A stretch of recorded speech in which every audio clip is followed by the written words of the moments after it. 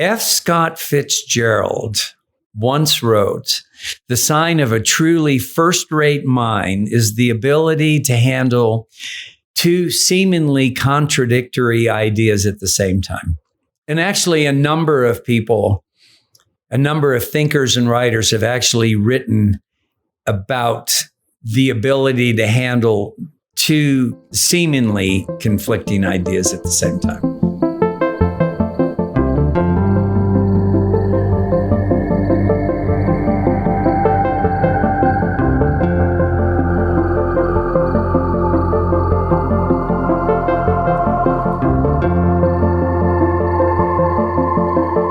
This is the Livable Future Podcast, and I'm co-creator Katie Barker.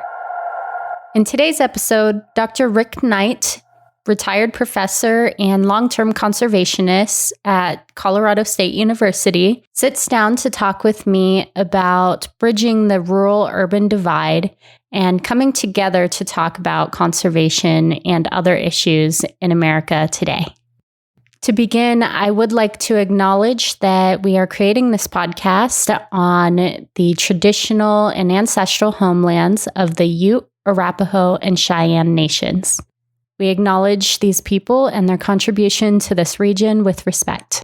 So, Dr. Knight, to start, could you tell us about how you became a scientist, how you got here? I did end up here, a very long and circuitous route.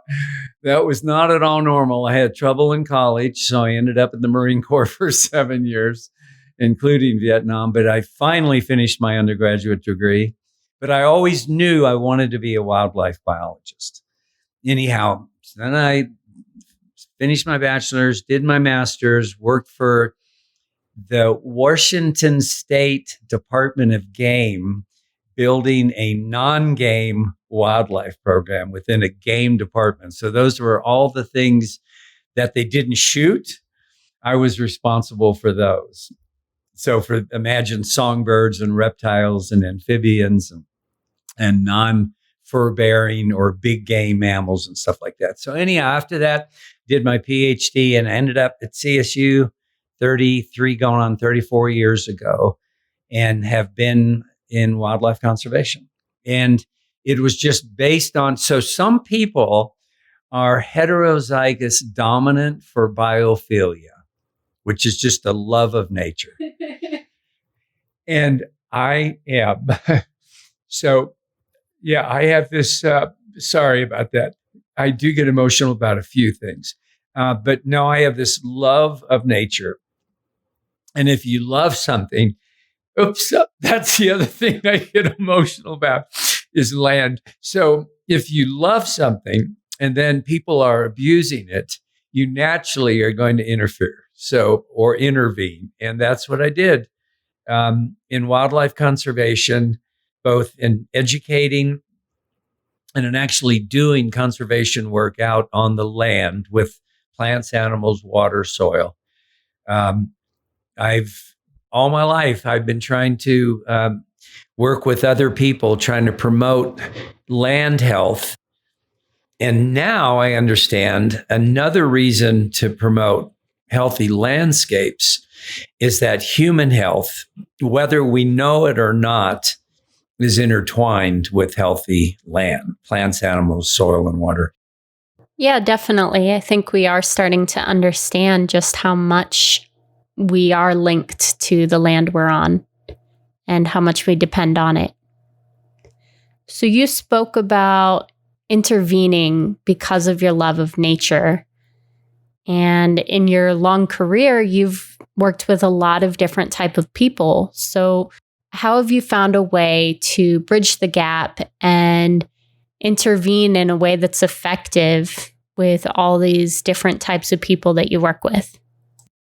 Yeah, so like so many young people, I have this love of nature, and you grow up and you want to devote your career to conserving nature. And you think it's all about saving wildlife. And I did. I had 14 years of college in the Pacific Northwest, the upper Midwest, and the American South. And I had 14 years of college in natural resources, and I never had a professor explain if you want to save nature, you have to save people. Conservation that works has to work for people, because if it's just working for nature, people aren't going to be engaged. They have to feel like they're getting something out of this too. If you're saving nature and you're affecting people's economies, livelihoods, you're guaranteed conflict, and they're going to push back. So you're going to be in perpetual conflict with people. And that was never part of my education, but I never gave up trying to figure out how to be more effective, because you only have so many years.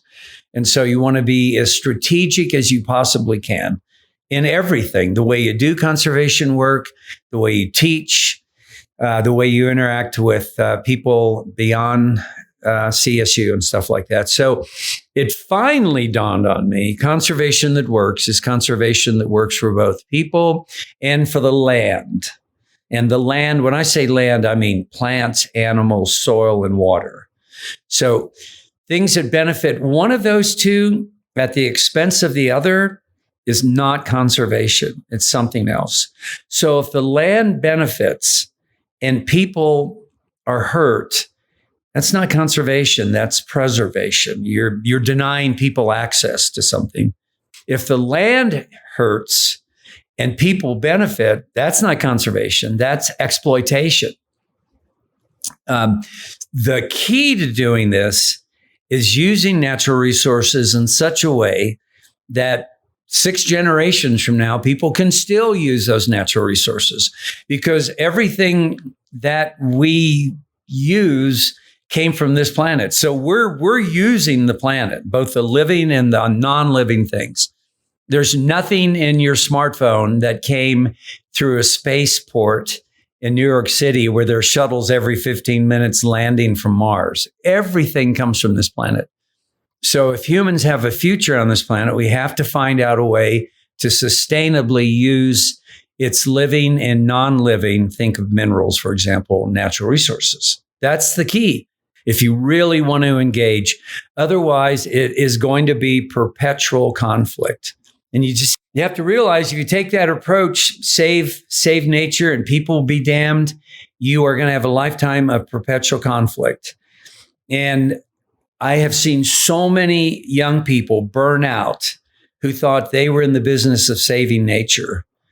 And they burn out because people disparage them. They don't like them. They call them names. They don't want to work with them. They don't want to be friends. And so they get cynical and eventually, give up. In many cases, they give up. So the educational system has let down generations of natural resource practitioners because it didn't realize what Wendell Berry, who's a writer and a farmer in Kentucky, once said: to save the land, you have to save the people. To save either, you have to save both. So once I realized that, and this was actually 20 years ago, a group of 7 of us, so 6 other like-minded friends across the American West, we would meet at these Quivira Coalition annual meetings, and we would talk about, is this the way the rest of our lives are going to be? We're just going to be perpetually the bad guys wearing the black hats. We're never going to be the good guys wearing the white hats. And we're going to just be in this perpetual sense of losing, just losing and losing and losing, and that is hard to take if you love something. We started calling each other once a month. That we had a person from the Nature Conservancy, and she gave us, she was one of the 7, Kelly Cash, and she gave us this Nature Conservancy phone number, and we could use it once a month for a conference call. And we would just talk about this thing, because we were all across the American West, so none of us were close to each other physically. And we started talking about these things. And we did that for at least a year. And then, I'll tell you something that happened. And this was the big breakthrough. This is common knowledge today, but I guarantee you 20 years ago, it was not. Every 4 years, as you know, we have a presidential election.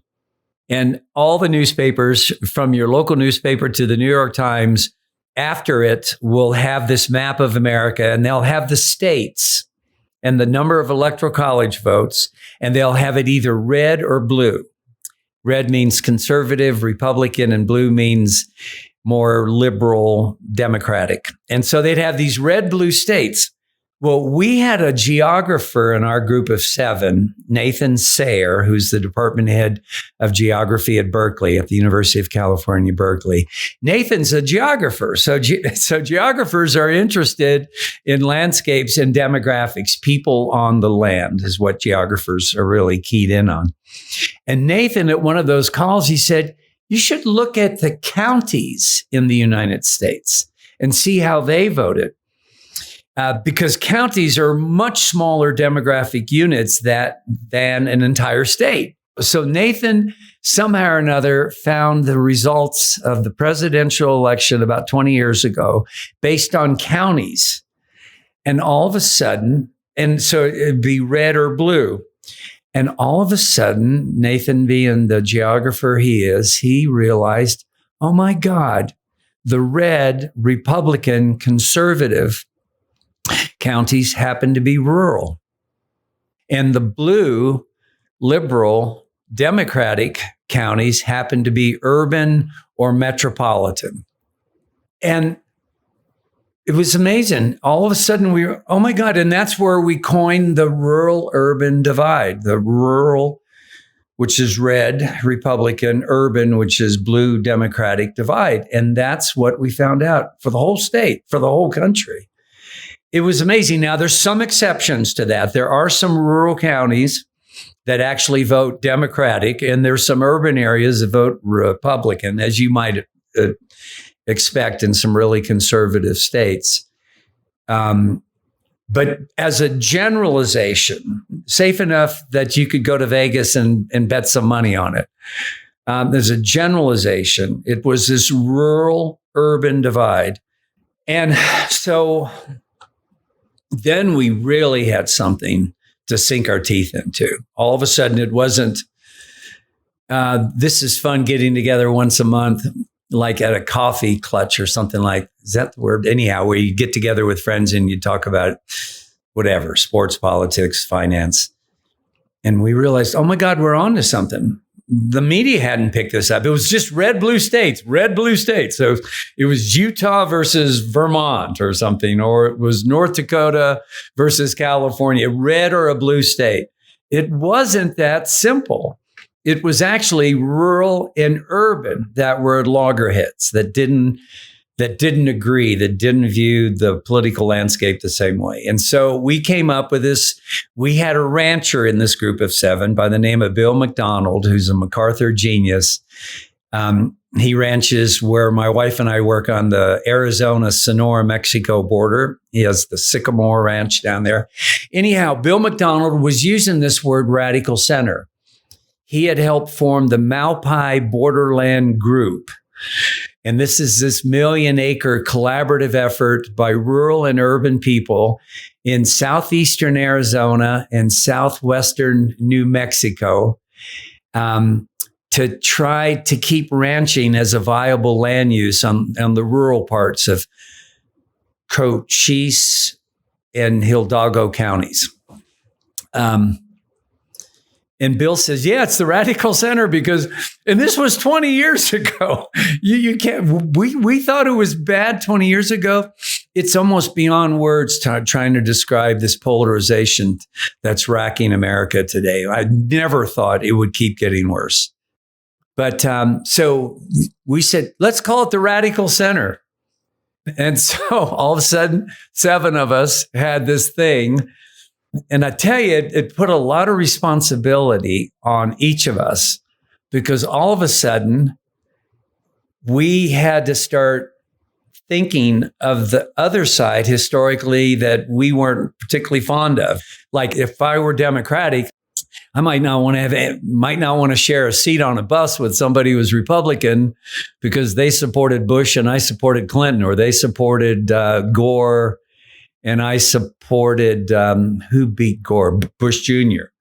So we had to behave differently. It's like Ed Marston, who was the publisher of High Country News for a long, long time. Ed Marston was one of the 7.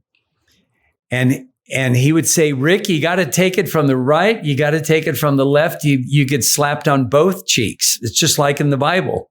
You turn the other cheek. When somebody hits you on one side of your head, and then somebody comes up and hits you on the other side of your head, you can't lash out at either of them. You have to try to find the common ground that these two people that personally dislike you might have in common, that you could go forward. So that was the Radical Center. And then what we did, we said, well, we need to share this idea about this rural-urban divide, because again, like I said, the newspapers and the pundits were just talking about red, blue states. They weren't actually talking about rural and urban landscapes populated by people. And so we invited it to a much larger group. And in that case, we actually invited some people from beyond the American West. Like we invited Paul Johnson, who is an Iowa farmer and head of the Natural Resources Conservation Service. But anyhow, and I think it was about 45 people. We invited them all to come to Albuquerque, New Mexico for 48 hours. And we would share our insights, and then we just leave it wide open. We'd stay in that hotel in downtown Albuquerque for Saturday and Sunday and see what came out of it. We didn't have any expectations. And we did meet. They all came, just an amazing, eclectic group of people, of writers, thinkers, ranchers, farmers. Actually, there were 2 academics, myself and Dan Kemmis from the University of Montana. But even Dan was not really an academic. He was a former Montana legislature, so a politician. But anyhow, we came together. And we loved each other's company, and we talked about this thing. And some people were dreaming, were seeing stars. They were so excited about it. We were going to carry this around the world. And other people were real modest and had modest expectations. Anyhow, at the end of it all, we decided hubris is not a virtue. And we said, let's have modest expectations. And so what we did instead is we wrote an invitation to join the Radical Center. And you can go to Quivira Coalition. That's this organization, not-for-profit, of people that care about the American West and would rather work collaboratively. But anyhow, you can go to Quivira Coalition and you'll find the invitation to join the Radical Center. So you'll read the document. So that was the story of the Radical Center. Wow. And what an amazing story. So since then, what have you found that it means to work in the Radical Center? So the Radical Center is basically, if you believe in community-based conservation or watershed-based conservation or collaborative conservation, it's not federally mandated, this thing of people working together for the good of people and land. But if you believe in any of those things, you're already working in the Radical Center.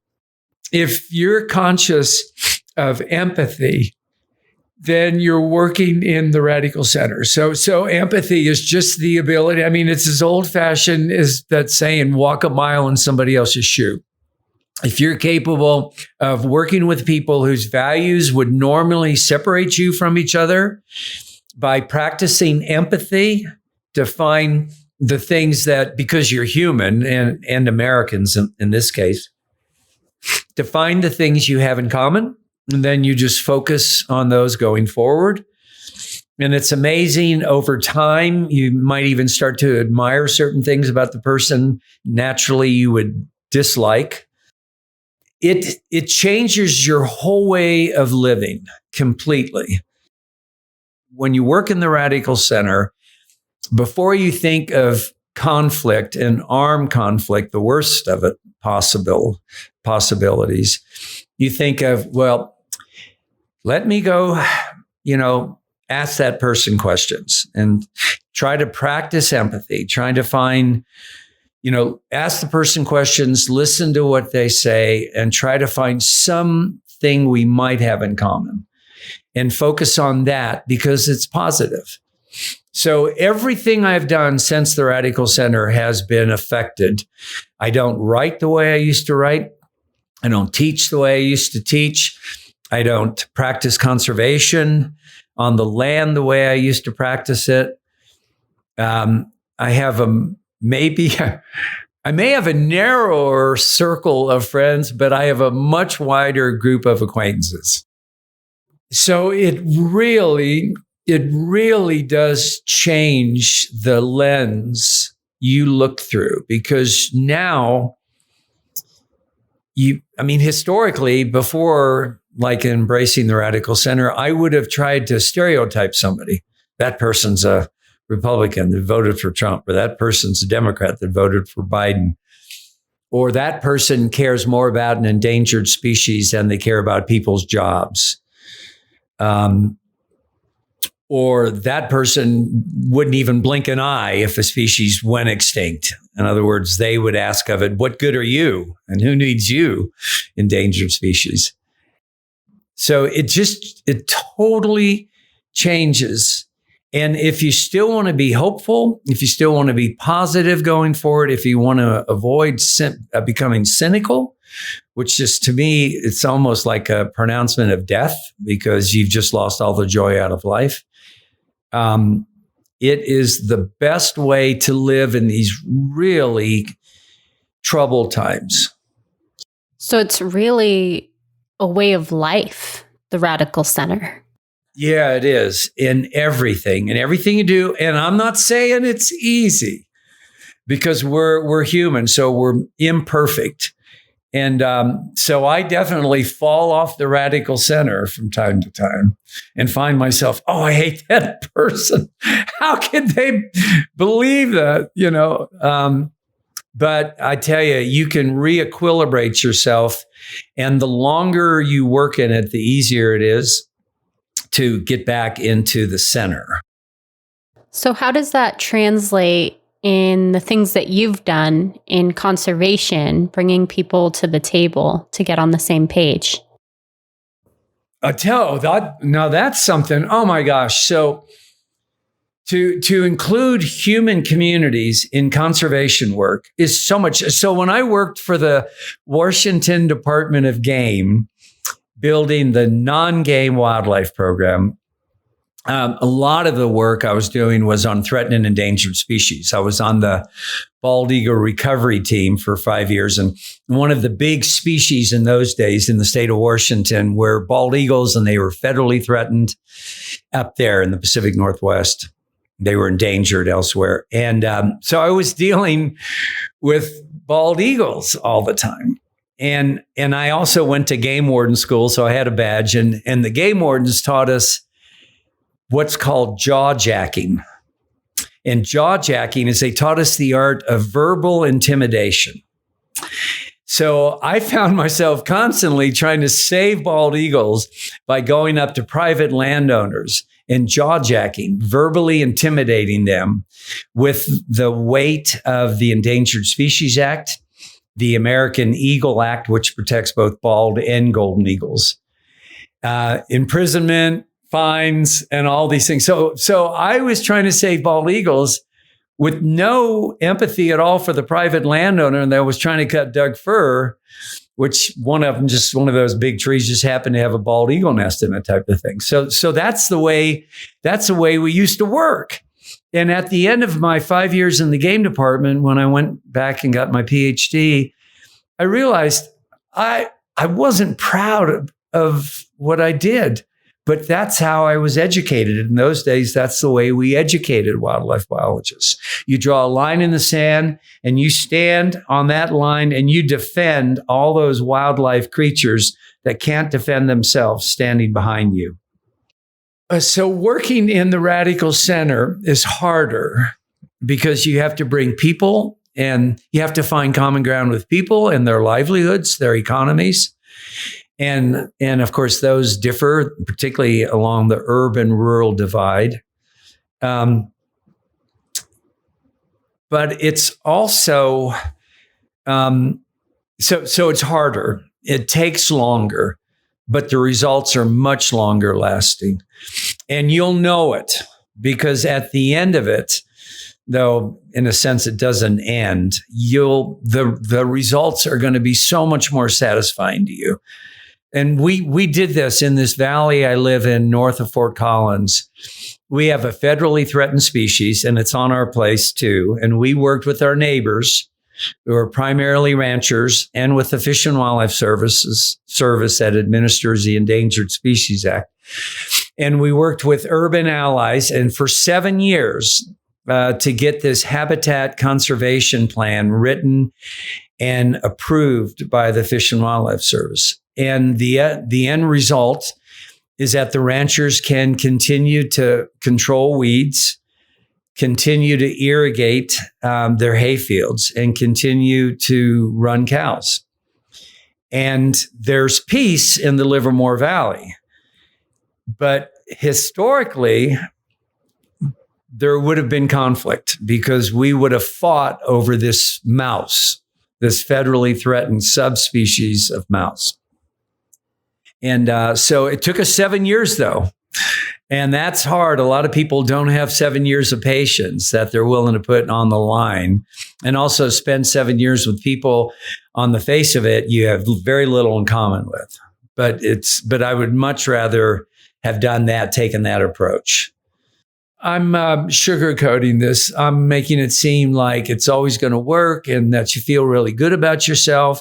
It's not all coffee and donuts, you guys. It's not. It's like everything else that is hard. But considering the alternatives, and if anybody's paying attention to what's taking place today in America, you have to think the alternatives are increasingly scary.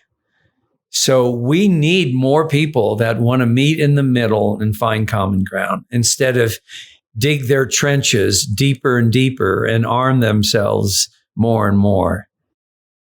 So do you think that that's maybe a way forward for conservation and conservation policy to simply invite all of the players to the table on the local level? So the more people that want to work together as opposed to want to fight, at every level, so city, county, state, federal, at every level, you will start to see those types of approaches bearing fruit. But I think it can work at any level. You know, we need people. We need more people, just plain ordinary people. I think a lot of us right now aren't seeing that sort of inspiring leadership of our elected officials. There's a Paul Hawken quote. Oh boy, I have a hard time saying this quote. But it's basically, if you look at the condition of the planet today and you're not pessimistic, you're not looking at the data.